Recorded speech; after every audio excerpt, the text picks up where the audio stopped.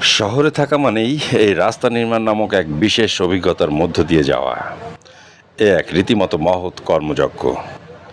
বিশাল দৈত্যাকার গাড়িবহর, এই ঘোড়াদের দাপটে আমাদের মফস্বলী মনেও এক ধরনের বাড়তি রসবোধ তৈরি হয়, স্বীকার করতেই হবে। কেউ কেউ আছে যারা এই নির্মাণ দেখেই যেন হঠাৎ করে তার সম্পত্তির মানদণ্ড মেপে নিতে শুরু করে। আরে আমাদের এলাকার দাম এবার কত বাড়লো, প্রশ্ন ছুঁড়ে দেয় ঠিকাদার কিংবা ফোরম্যানের দিকে।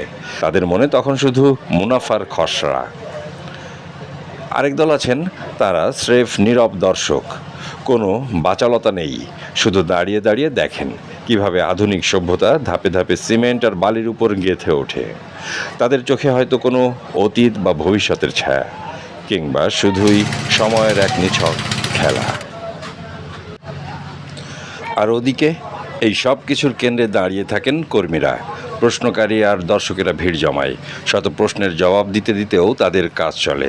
তাদের ঘামে, সামর্থ্যে আর অভ্যস্ত দক্ষতায় গড়ে ওঠে আমাদের পাকা রাস্তা, এই শহরের বুকে এক টুকরো স্থায়িত্বের দলিল।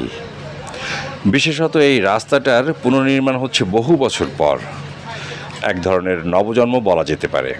তবে এবার কেন যেন সবার মনে এক অকারণ অথচ গভীর আশা। কেননা দেশের প্রথাগত মানদণ্ডে আবাসিক এলাকার রাস্তা এমন গুরুত্ব ও মনোযোগ নিয়ে তৈরি হতে খুব একটা দেখা যায় না।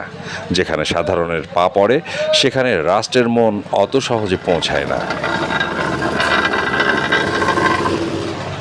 ফলে এবার যে বিশেষ যত্ন দেখা গেল তাকে ধরে নিয়েই বাকিটা, অর্থাৎ এর দীর্ঘ জীবন ব্যবহার নির্ভর করবে আমাদের উপর। কিভাবে আমরা এটিকে ব্যবহার করি, কতটা রুক্ষতায় আর কতখানি মমতায় এর উপর দিয়ে এগিয়ে চলি।